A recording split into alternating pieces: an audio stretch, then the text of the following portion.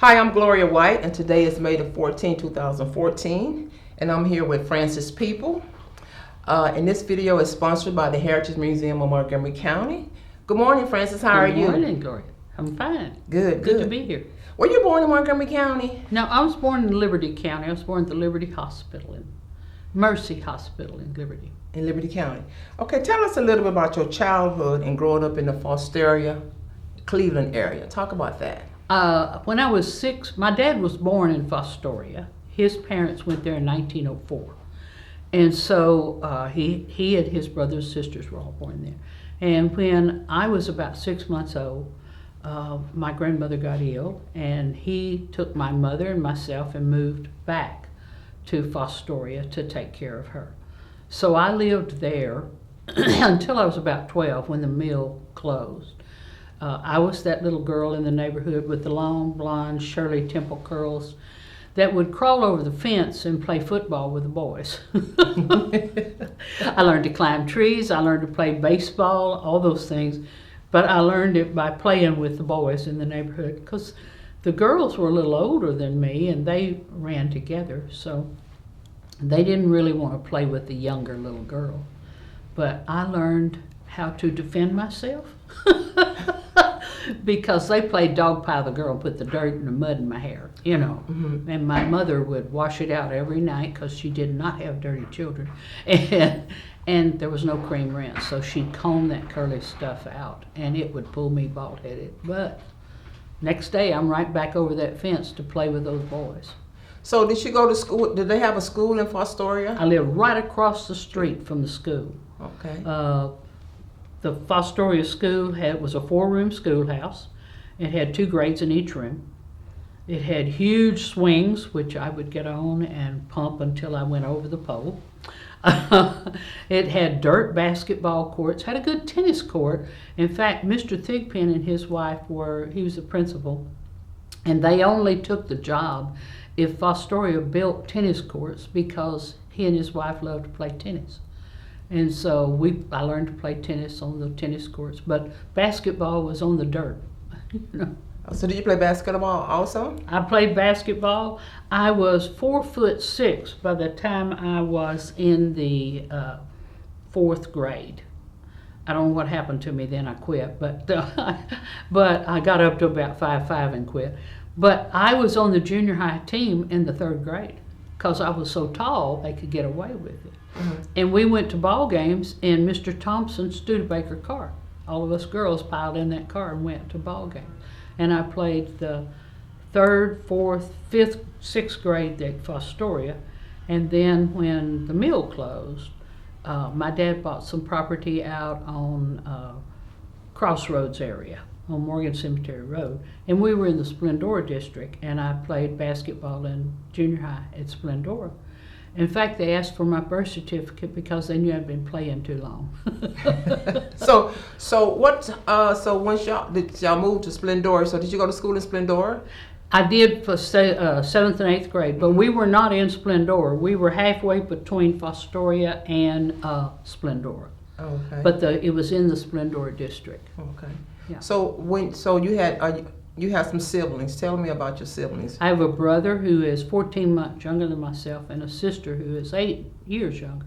My brother Johnny, Johnny Knight, lives in Humble, and my sister Jan Arrington lives in Sugar Land. She's a teacher as well. Okay, so you're the oldest of the siblings? I'm the oldest. Oh, okay. So talk about your experience leaving Fostoria School District, going to Splendora. After you left Splendora, where did you go? I was there for 2 years. My dad got a job at Roden's grocery store in Cleveland, and he became the produce manager. Now, he had worked at the sawmill in Fostoria, and then he got off at 2. They worked from 7 to 2, and the whistles blew and the whole thing. And then he would go by the commissary and drive the truck, the big red flatbed truck, and deliver groceries all over Fostoria to every community and every person. And he was the kind of personality that could just knock on the door and holler, "I have your groceries," and they go, "Put them in the refrigerator." And so he got a job there. My mother got a job at Strand's Variety Store in Cleveland. And so for a year or so, for eighth grade, we would catch the bus and go into Cleveland. We caught it at the auction barn on Highway 59 because Morgan Cemetery Road dead ended that. And then they found a house and we moved into the Cleveland city limits. And it was halfway between the two stores, so Mom and Dad could walk to work. And my brother and I and sister went to Cleveland schools. Okay. I graduated from Cleveland. So you graduated from Cleveland High School. How was it in Cleveland ISD when you were there? You know, it was a lot of fun. They didn't have sports for girls. And, you know, it was a time where you didn't wear jeans, that sort of thing. I had to wear a dress all the time. Not my favorite thing. But, you know, it was a lot of fun. They didn't have sports for us. The girls couldn't be in FFA or any of those sorts of things. But I graduated from there and made good grades, and then went on to won a scholarship to Sam Houston. And so I went on from there. So once you tell us a little bit about your siblings that were behind you. My brother Johnny, he was very smart, but he just did not like math. And so he was one of those people that would gripe about math. I was the person who comped out on math in college because I took 4 years of it. My mother decided what we were taking. We were taking 4 years of this and 4 years of that, 4 years of science, math, English. You know, she wanted to make sure we were really prepared. Her and my daddy were really into the education. My brother griped about it, but he was a brilliant ball player. He graduated, went to work for Cameron Ironworks, married, and then became a coach for city leagues in the Humboldt, Houston area, and won all of these competitions, and even went to state. And many of the girls that were in softball, and in basketball for him went on and got scholarships to college. So he's a brilliant coach. So he was in athletic, and you also. So it was was it a shock to you once you got to Cleveland School District and they didn't have girls sports? Yes. In fact, I upset my home economics teacher by telling her that. She said, "Oh well, we raise ladies." I said, "No, you don't raise ladies. You have people who go to lunchtime and go drinking during the woods." I said, "I'm not that kind of lady." I almost had to go to the office, but I loved basketball and played it, you know, as long as I could. And I didn't like softball as much as I did baseball because I could throw the baseball further and could hit it further. And that was just that little boy grooming of playing sports. And I played tennis and volleyball and all those sorts of things. So both of your parents worked while you were growing up, your Yes. mom and your dad both? Yes. Okay. So tell us about, once you graduated from high school, you said you got a scholarship to go to Sam Houston State University? Yes, Okay. I won a drama scholarship Okay. to Sam Houston. And was in the drama, I had a double major and a double minor. I was in the drama department. I had a social studies major as well. And then I had a physical education minor. So I went to a lot of classes. You were busy. I was very busy. And the first semester I had the scholarship. The second semester, it played out. Second semester, I got a government loan. And I went to work in the cafeteria serving food so that I could go to college. And I worked there, and then I did that for a couple of years. Then I went to work for the telephone company. And I While worked, you were still in college? while I was in college, I worked 40 hours a week and put myself through college. And carried a full load. And carried a full load. Yeah. So you was a busy bee. I was. I didn't have a lot of time for social life, but then again, my father, who had been a guy who could dance at every dance, I mean, he was just a party person. The good Lord made him into a preacher. And so the Rev, his attitude was, you don't need to be partying anyhow. You need to be studying. So I did not defy the Rev. You know, because he was not very tolerable about partying. You get that education, you worry about partying some other day. So once you graduated from Sam Houston University, what did you do after that? I did my student teaching at Travis Junior High under Mrs. Montgomery. Mr. Montgomery was principal at Conroe High. Interesting time. because she, when I went to visit, before I started my student teaching, she had all the students give me a paper with their picture on it and a paragraph about themselves. And I got to carry that back with me to college until I got started teaching. Mm-hmm. Therefore, I knew every kid when I came back. It wasn't a matter of trying to remember everybody's name. I already knew their names, you know. And the first day I came back and did my student teaching and really started it, she was there, and the next day she did not come back. I did my student teaching by myself for the rest of the semester. So you were the, oh, wow. Did you know why she didn't return? She just felt like that was me. I need to learn. And thank God for Mary Lou Baylor, who taught next door. This is at Travis, right? At Travis, yes. And she would, you know, we were off at the same period, and she would give me advice, you know. But I can remember my very first discipline, because I had taught all period, and this big boy, who probably didn't belong in junior high, was much taller than me, turned every front desk over on his way out. And I stepped up in the middle of the door and put my hands on my hip, and I went, "Go back and turn those." And he looked at me, kind of laughed, looked down on me, and then he went back and turned them up, of course, and got them right. And I leaned back against the door, and my legs shaking. I thought, if I can do this, I can do anything. Wow. And so what grade were you teaching your first year? Junior high, I was 7th and 8th. Okay. But then when I started teaching at Conroe High School, I taught I taught January 70, that to the end of the year. And I taught a half a day. I taught 2 American history and 1 repeater government. Mm-hmm. And then I had to stay through the 4th period in order to get half-day pay. Okay. So you was at Travis Junior High when you first came teaching it. That's when you just student teaching there. Yes. So once you finished your student teaching, that's when you came to Conroe High? Yes. Okay. Mrs. Montgomery recommended me. A teacher was not going to be able to be there that semester. And so she recommended me to Mr. Montgomery. And I had to go and do my interview with Mr. McCullough, who was superintendent. And he wanted to know, he said, "You're not a Conroe girl, are you?" In those days, they only hired you if you went to school, Conroe. Wow, really? Yes. And so I said, "No, I graduated from Cleveland."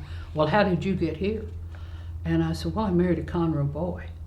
And he said, "Who did you marry?" And I said, "Cersei Peoples." And he turned sideways and looked off into the distance and said, "You know, there are only 2 kinds of students, you remember? The ones who made straight A's and the ones always in trouble. And Cersei Peoples never made an A in his life." And I said, "Yes, sir, I'm sorry." So when I went back to school, Miss Montgomery said, "How'd it go?" And I told her, and I said, "I don't think I got the job." She said, "Oh, yes, you did." And she called Mr. Montgomery, and Mr. Montgomery called Mr. McCullough and said, "I'm hiring her. If you don't like that, that's too bad. I'm hiring her." So I got the job. So how did you, speaking of Cersei, how did you guys meet? Tell us about how did y'all meet? I went home to Cleveland one weekend, and he came over with another guy, and they were going to buy some racing slicks off of Gene Carpentier's car. And I don't know why, I didn't ask. And we were at Campbell's Drive-In, a girlfriend of mine and myself, and they were in the car next to us, and we met, and they found out that we were going to Sam Houston. He was going to Sam Houston. And I didn't think too much about it. You know, we went on about our different ways. And about a week later, I was renting an old mobile home with 3 other girls so we could save money. And he pulls up in the parking lot, and he was dating the girl in the mobile home that was renting the mobile home behind me. And so we met, and we laughed about that. And then about a week later, a girl said, "Well, listen," we all went dancing in a group. We didn't date, we just went dancing in a group. And she said, "We're going to have dates." I said, "Well, I'm not dating anybody." The Rev, you know. And she said, "Well, don't you know, why don't you call Cersei?" I said, "He's dating that other girl." She said, "Well, yeah, but I heard they broke up." I said, "Well, I never called a guy for a date."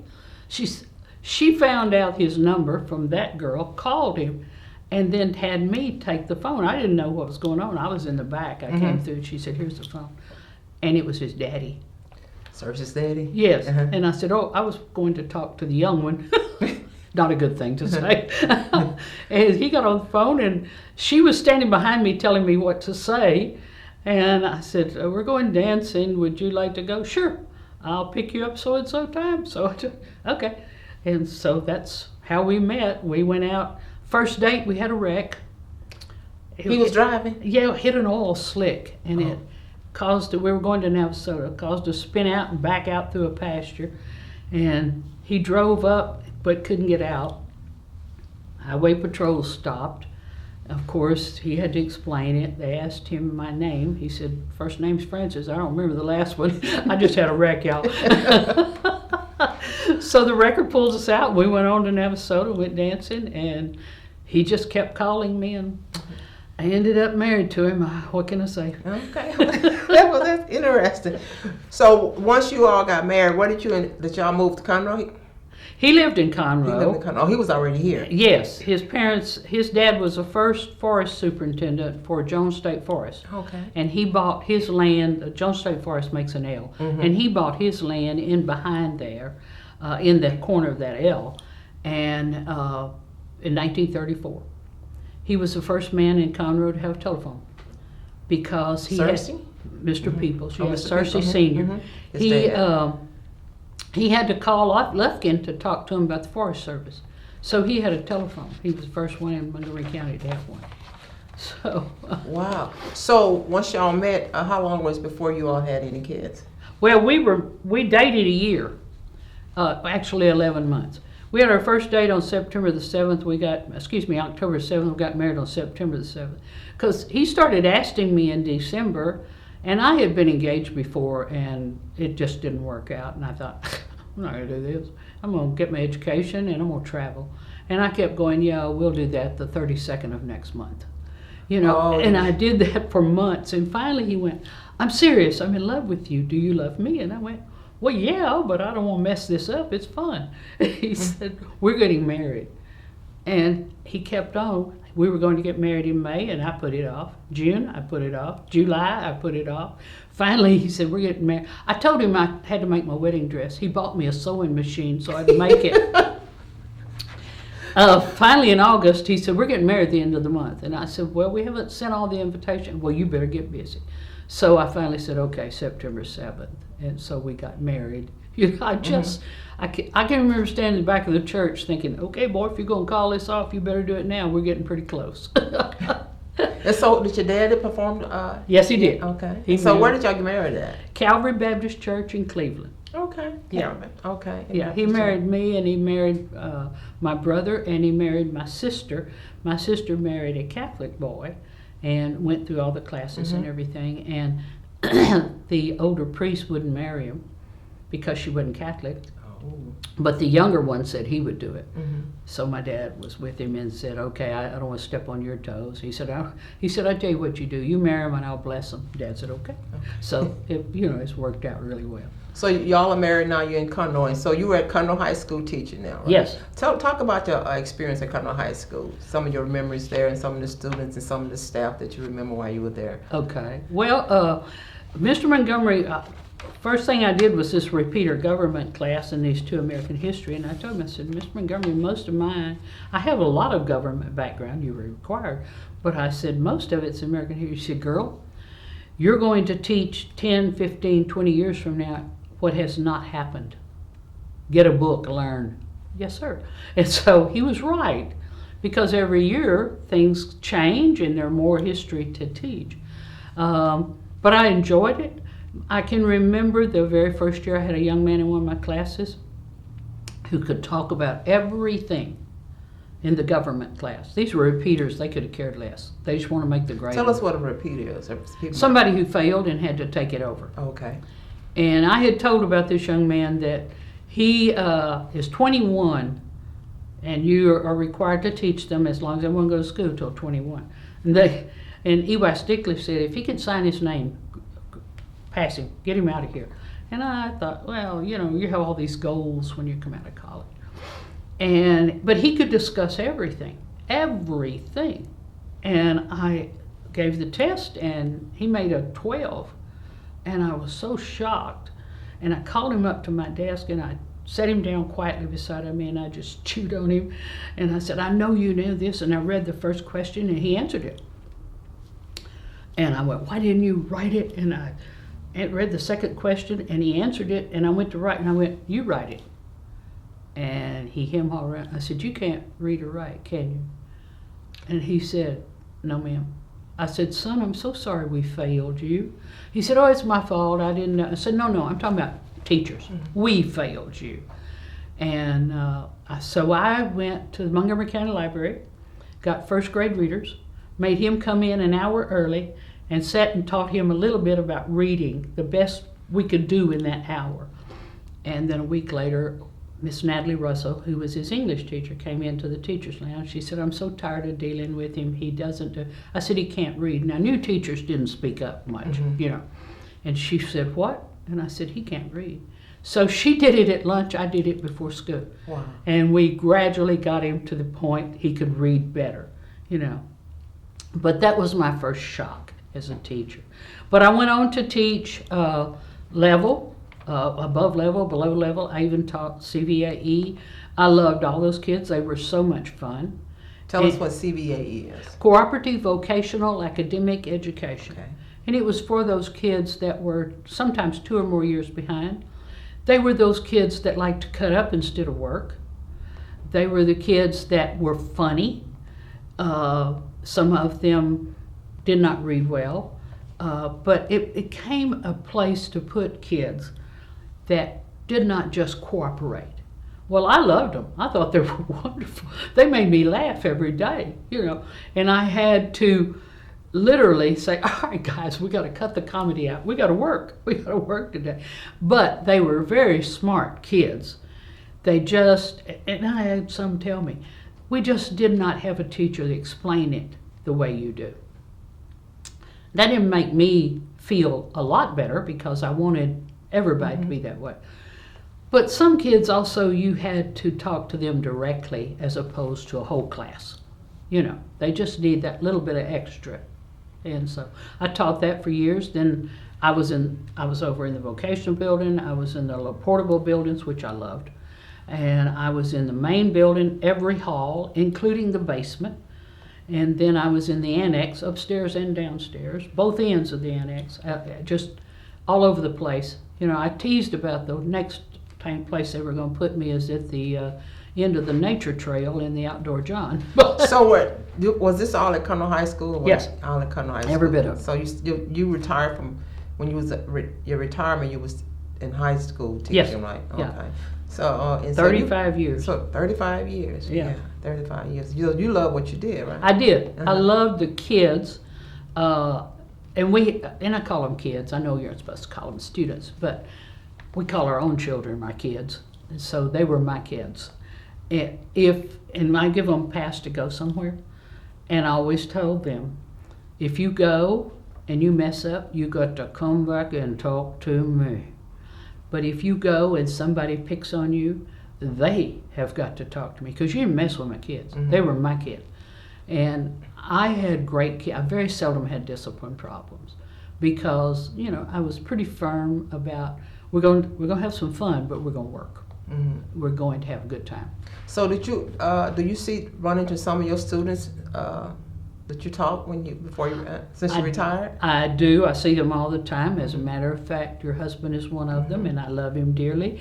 And I always tease him about having him in my class, and I won't tell stories on him.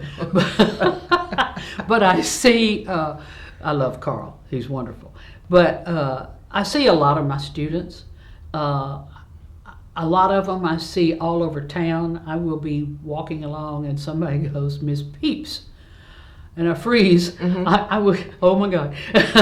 I went to California one time when my son was about 3 years old and stepped up to buy a ticket to the Queen Mary, and there was one of my students. Wow. And I said, what are you doing out here? And she said, what are you doing out here? You know, so I see them everywhere. You know. Wow. So you was an amazing teacher. And so it was your choice to retire after 35 years. You said, I want to do something different. Well, I had 35 years in. They were changing Social Security so that you could not draw it. And my husband always laughed. He was a construction superintendent, extremely high paid, and he always laughed that his Social Security paid my salary every year, you know, because they took so much out. And it became a choice. I could get some of my Social Security if I retired in 2004. So I did so, you know. My son came home and said, of course he was all into the figuring things out, and he said, Mom, that's the difference of your medicine stuff when you get to be an old broad. And well, thanks, son. But I retired. I had already been into the antique business a little bit, and I had So worked. you was doing antique while you was still working? Oh yes, Okay. and I did craft shows for years. George Brown Convention Center, Astor Hall, for years, all over Beaumont, Dallas. I did craft shows, and I made bears and rabbits out of quilts and chenille bedspreads, old quilts and things like that, you know. So you were doing it while you were working then? Yeah, well, CISD? it kept me out of the bars and off the street corners. I kept your dad was happy. Yeah. No, it just kept me busy. I'm one of those people that I've got to be busy. Also, I found out, I know you're part of a lot of local organizations here. Talk about some of the organizations that you're a part of here in Montgomery County. I've been a life member for the Montgomery County Fair Association since right after I met my husband. First year we were married, he said, we're going to volunteer at the Montgomery County Fair. Okay, so I showed up. Nancy Gwynn, Kenneth Gwynn, Joe Gwynn, was Cersei's cousin, and Nancy and I became good friends, and she and I worked collecting money at the gates, and I did that for 40-something years. But I was livestock secretary for a while. I was horticulture chairman for a while. I just worked at whatever needed to be done, and my husband and I both were all about the kids. So I did that for many, many years. I'm still cooperating and working. I still attend their auctions. I belong to Montgomery County Genealogical Historical Society. I'm on the board. I was one of the people that was there the night that we organized it, but I was handing out papers and all that sort of thing, and didn't sign the register for charter members. And everybody keeps telling me, you need to go add a letter that said I was there handing out papers. Mary Peoples, whose husband was a cousin to my husband, kept after me, you need to come sign this paper. You need to come. Well, I just didn't do it. You know, I was busy. But I do need to add that to the record, because I was there that night passing out papers and collecting papers and giving out pencils and stuff, because I was really interested in genealogy and love it. Okay, tell us a little bit about that. What are some of the things that y'all do as an organization? We get together. We've had people now since the COVID thing. We've had people connect with us at our meetings via Zoom. We had a man from Wisconsin. We have people check in with us at meetings from Australia, from California, Maine, Arizona, and we have speakers who come in and talk to us about how they're using genealogy to find people they needed to know, records for health or whatever. We even have a lady come in and talk to us about using DNA to identify people that they have found passed away and they have no name for them, so they're able to find out who they are and use their name. So, Okay.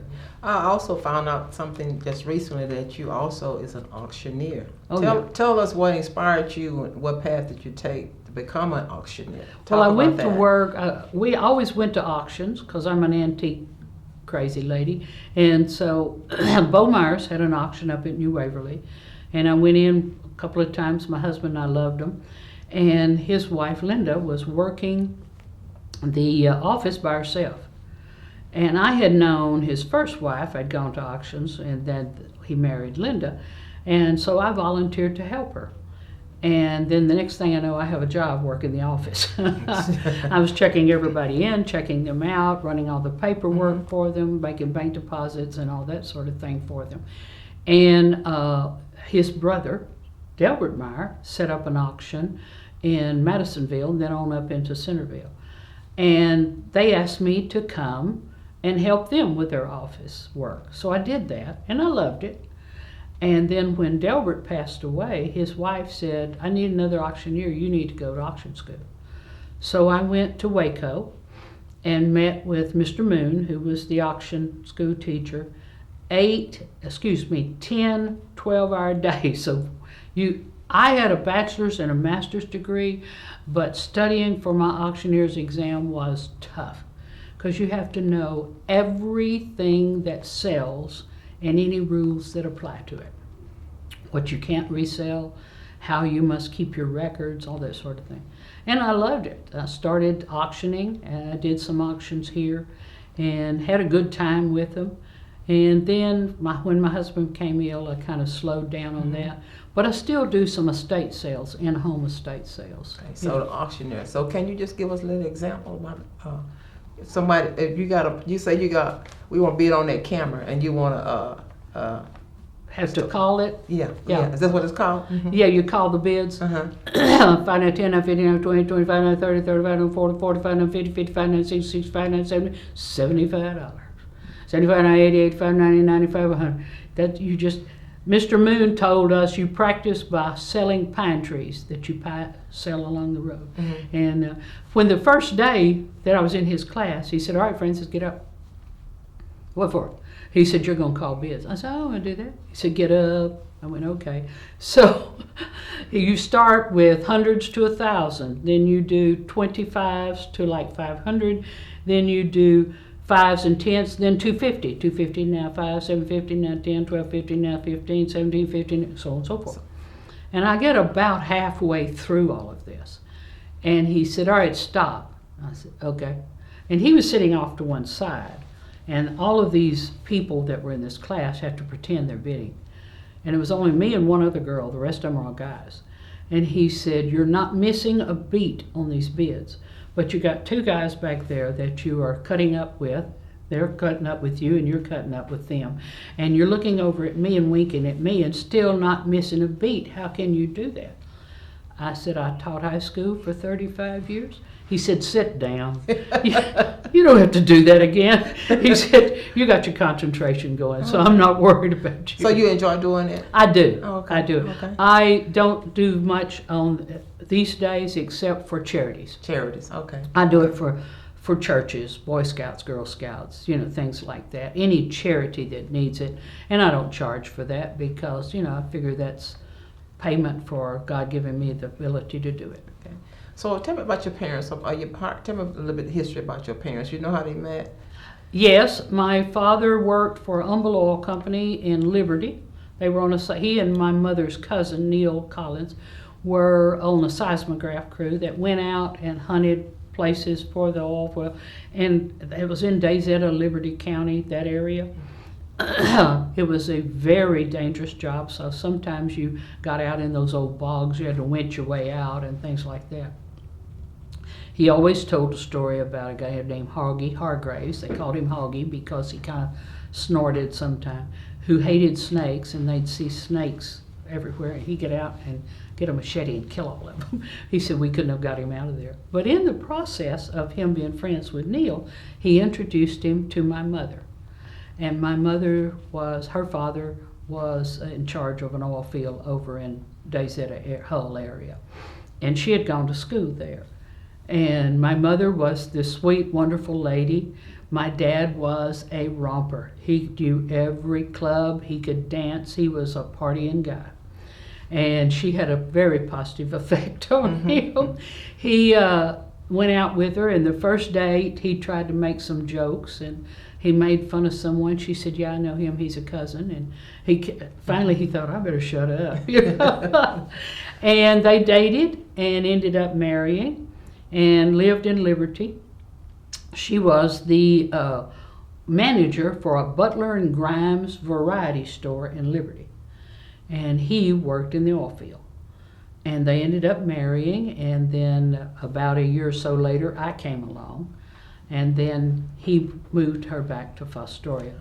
And she was that church lady. She went to church every Sunday. Both services.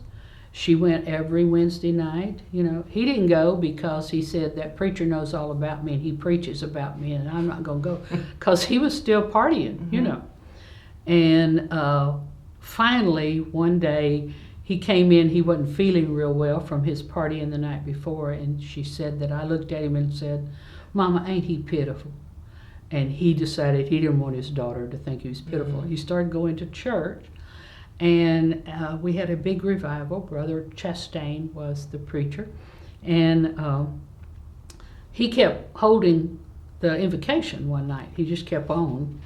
And I looked at the other end of the pew, and my daddy was gripping the pew till his hands had turned white.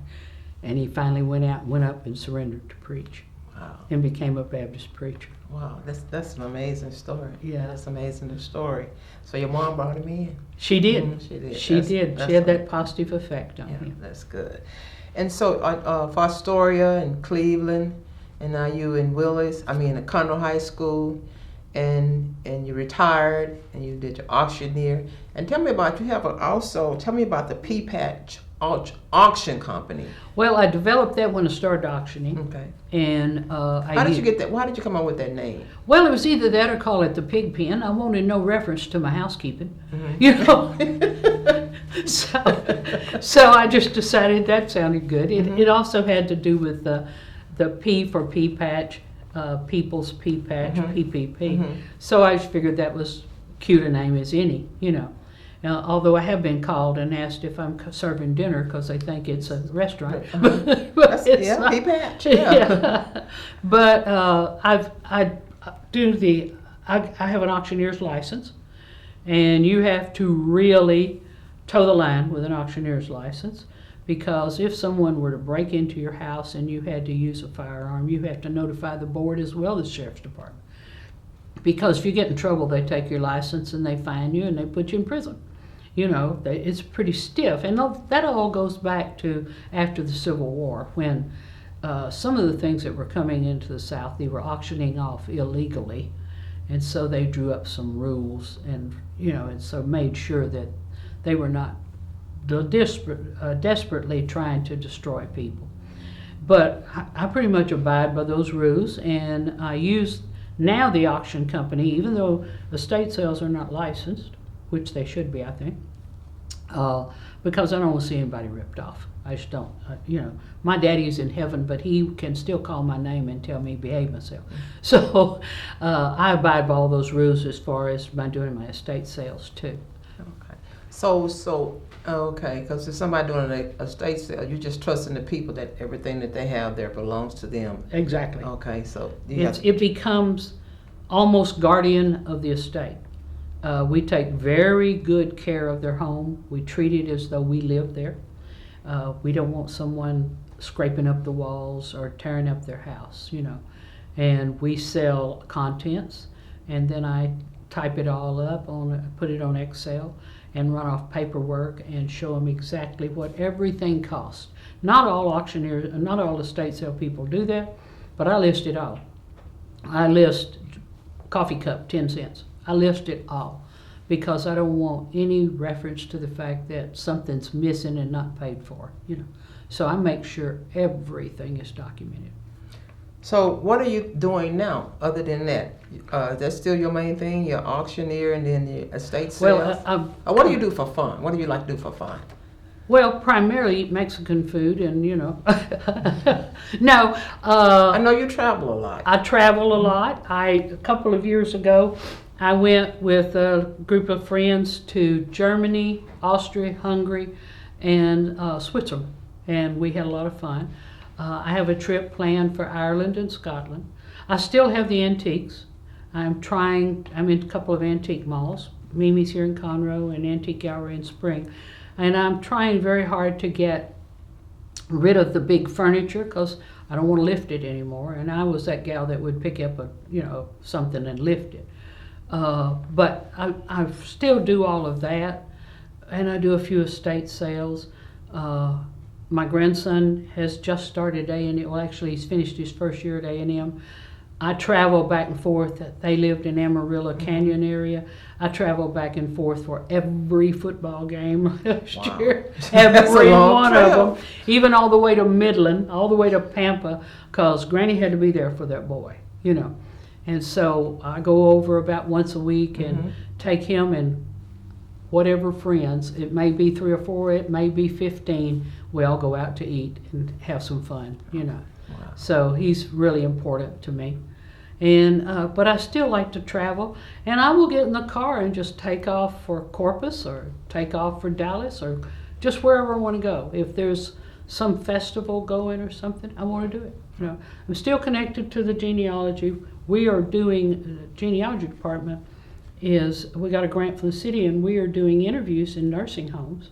Wow, really?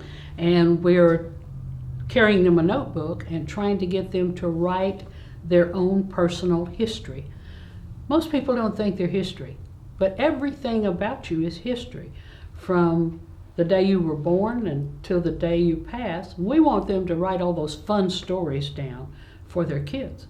So we go in and do a whole thing where we show them how to do the fun stories, and we talk about our family members, and there's always somebody that says, oh, well, I have some pretty rough people in family. Oh, well, let me tell you about mine. You know, and we give them a notebook and show them how to write their own histories. We're starting a project where we go in and interview the people who cannot write anymore. They're beyond those years of being able to do that. And we interview them and write that up for them and give them a copy of it. Oh, for their family. Okay. Now, is there any other event in your life that you wish future generations to know about you? Maybe something that we hadn't talked about, or something you can think of? Well, I really don't know. I think I'm writing up my own stories as well, you know, because there's so many stories that I can tell that everybody just laughs up a storm about, you know, things that happened in school, things that happened with our family. I come from a very large, my mother's family, very large family. We're huggers. When we all show up for a reunion or Christmas or a holiday, we all hug. And then somebody laughs and tells a joke, and we all hug again because it's funny. And then when we go to leave, we all hug goodbye, you know. And it's become a joke of mine that we do not teach our children, our grandchildren, stranger danger, because they 4 and 5, 6 years old, they're going, I love you. And they don't. They know that's family they're supposed to love. So family is really important, and I stay very close to them. I work with the Fostoria Reunion because we get together in April every year, and we have a reunion, and we bring old pictures from when we were at Fostoria or somebody shared with us, and we laugh and tell all the stories about our family. It's getting to the point where we're talking about our grandparents and our parents as opposed to us being there. A few of us are still there. I work with that quite a bit, and then of course I do a page on Facebook for our family where we keep up with all of our family. And I still have family members who contact me and ask me to meet with them and let's discuss our family and do you know this? My mother was the family historian. When I started this in the 70s with a cousin, we sat down and talked to her. She knew everybody's birthday.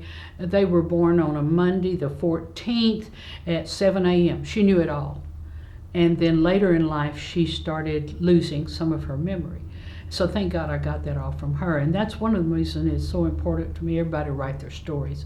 Because if you don't have all this information, you just lose it.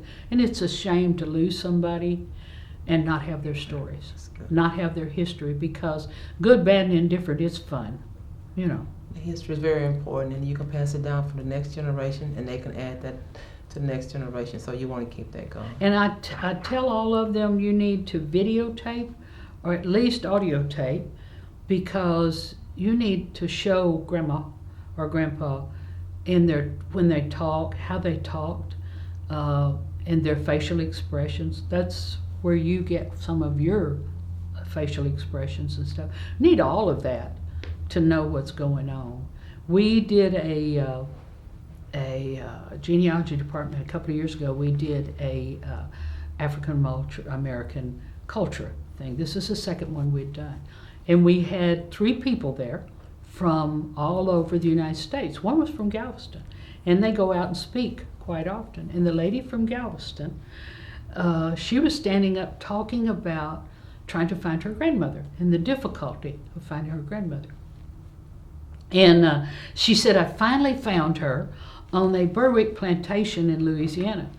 And I almost passed out because my mother's maiden name was Berwick. And I was doing the genealogy for Louisiana. And she talked and talked, and I said, at the end, she said, "Any question?" I said, "Well, I have a comment." I said, "You come from the David Berwick line, I believe." She said, "Yes." I said, "I come from the Thomas Berwick line." And I said, "Quite honestly, I think we are almost cousins." And she went, "I think we are too." and we laughed and talked about that connection, which to me, no matter where you are, you can find a link to your family. Either they know your family or they know someone who was a relative to your family.